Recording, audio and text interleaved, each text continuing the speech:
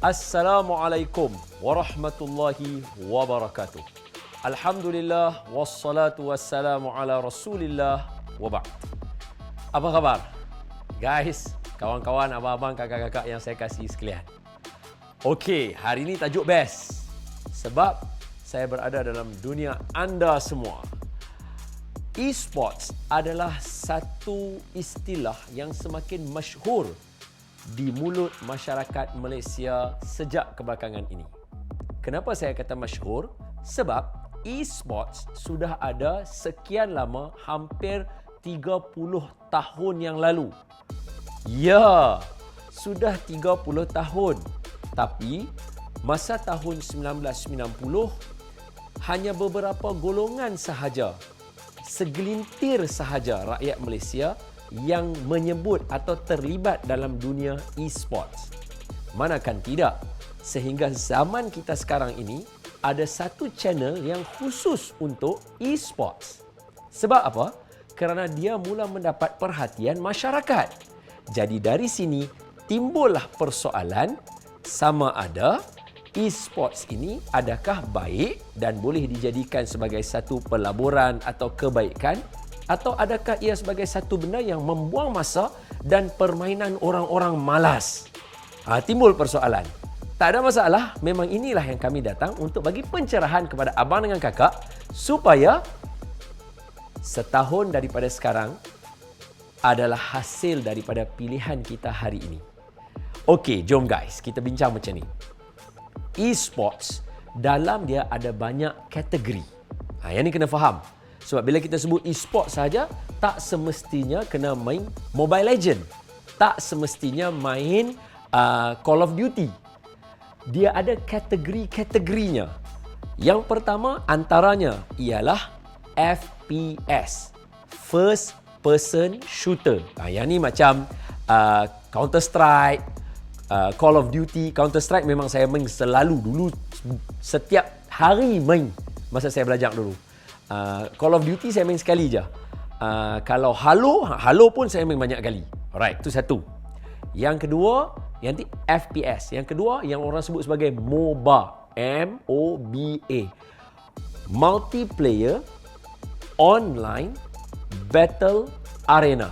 So dia adalah satu game yang kalau kita tengok anime lah, yang paling famous Sword Art Online lah. Dia macam tu. Dia kena main ramai-ramai untuk settlekan pergelutan yang ada dan sebagainya. Okey, boleh faham? Dia ada misi-misi dia.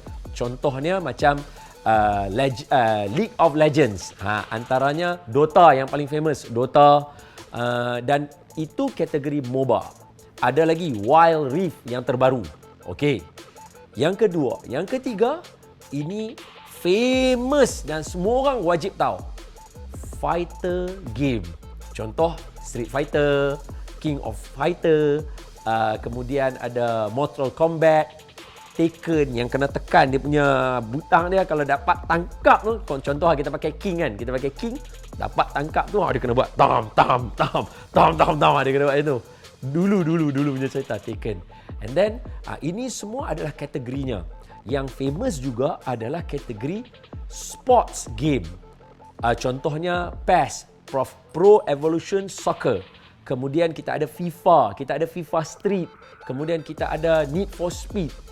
Dan untuk pengetahuan semua, perkara ini bukan boleh dipandang dengan satu sudut sahaja. Kenapa? Kerana hari ini kita tengok benda yang dah masyhur. Untuk nak build up benda masyhur ini, dia ada sejarahnya.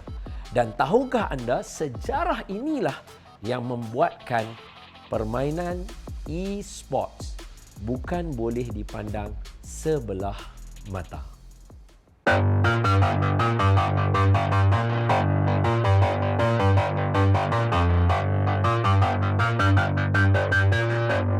Assalamualaikum, nama saya Fidaus ataupun lebih dikenali sebagai Master Ramen.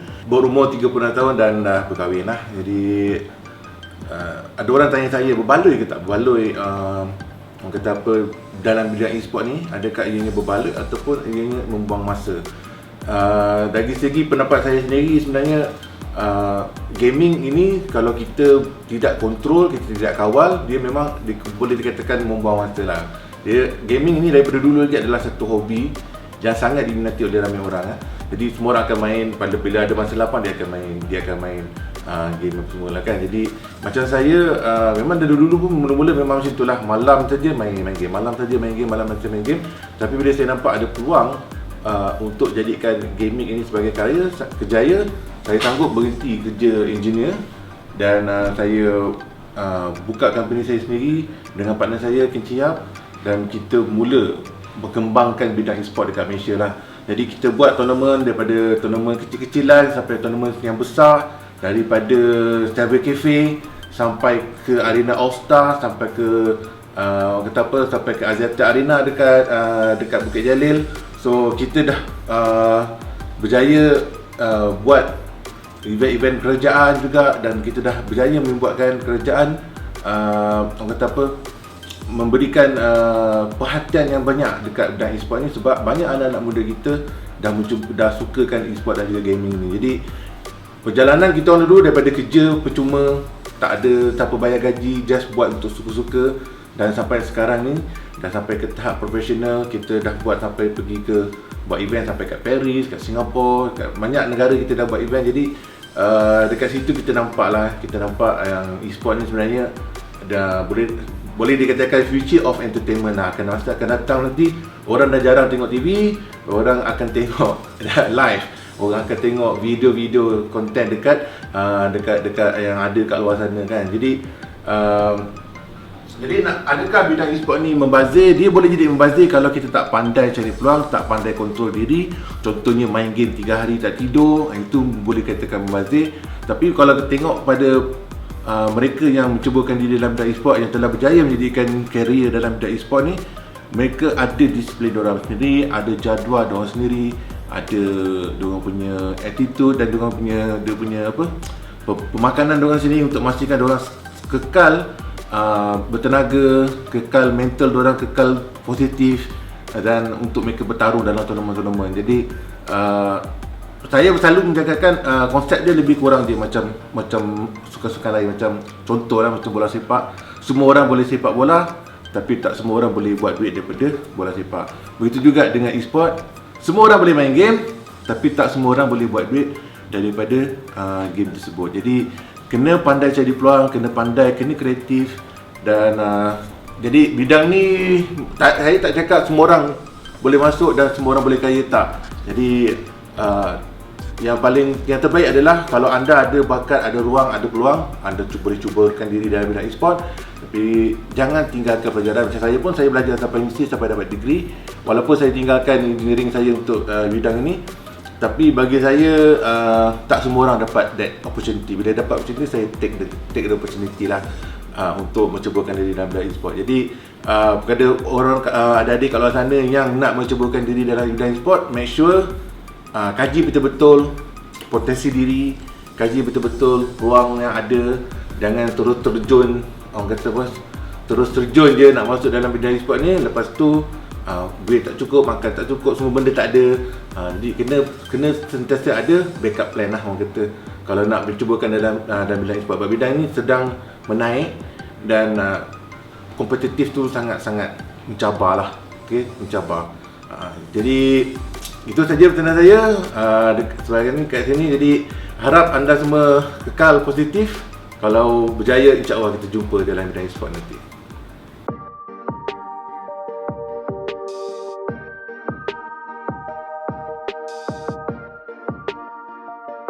Tahukah kawan-kawan bahawa Malaysia tersenarai sebagai negara yang ke-21? Ada orang kata, alah 21, sabar dulu bang. Dengar elok-elok. Dalam dunia ada 199 buah negara. Okey.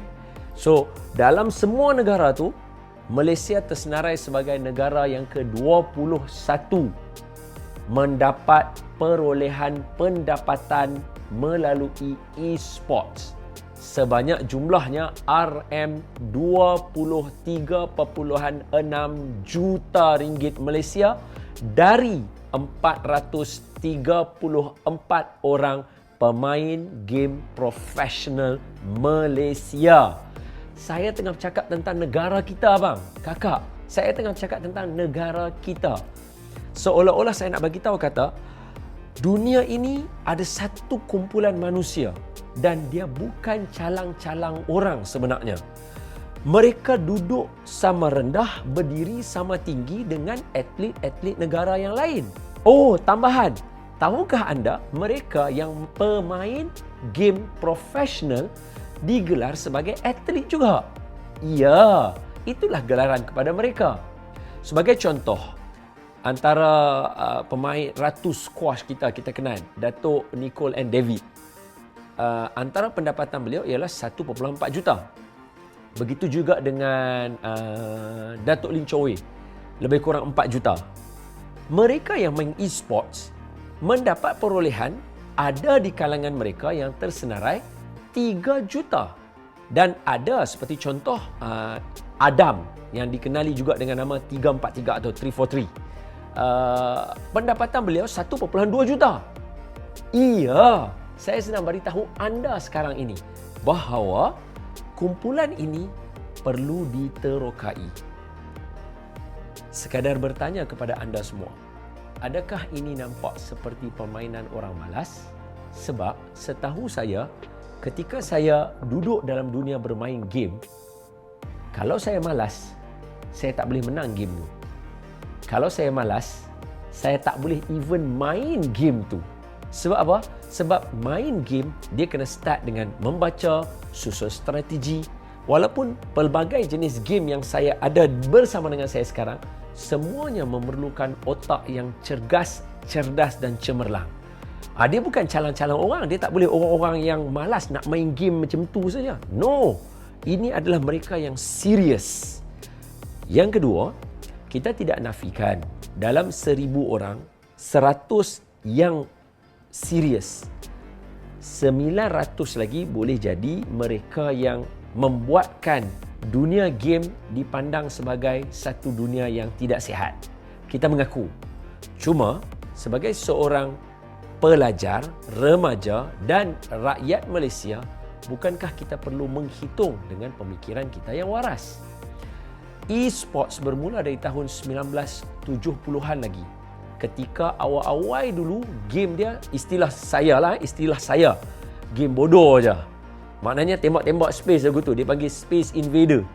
Tahun 1970-an. Partisipan dia seramai 10,000 orang. Dan mereka satu-satu tempat tu menggunakan konsol dia, ada yang paling maksimum 2,600 biji komputer guna untuk main game Invader, Space Invader Championship. Ya, kemudian lajak tahun 1980, kemudian terus kepada tahun 2000, maka meriahlah anjuran-anjuran event-event game e-sports. So semoga Allah memberikan pencerahan pada kita dan memberikan kita kefahaman dan kita boleh membuat pilihan. Apa salahnya? Hadza wabillahi taufiq.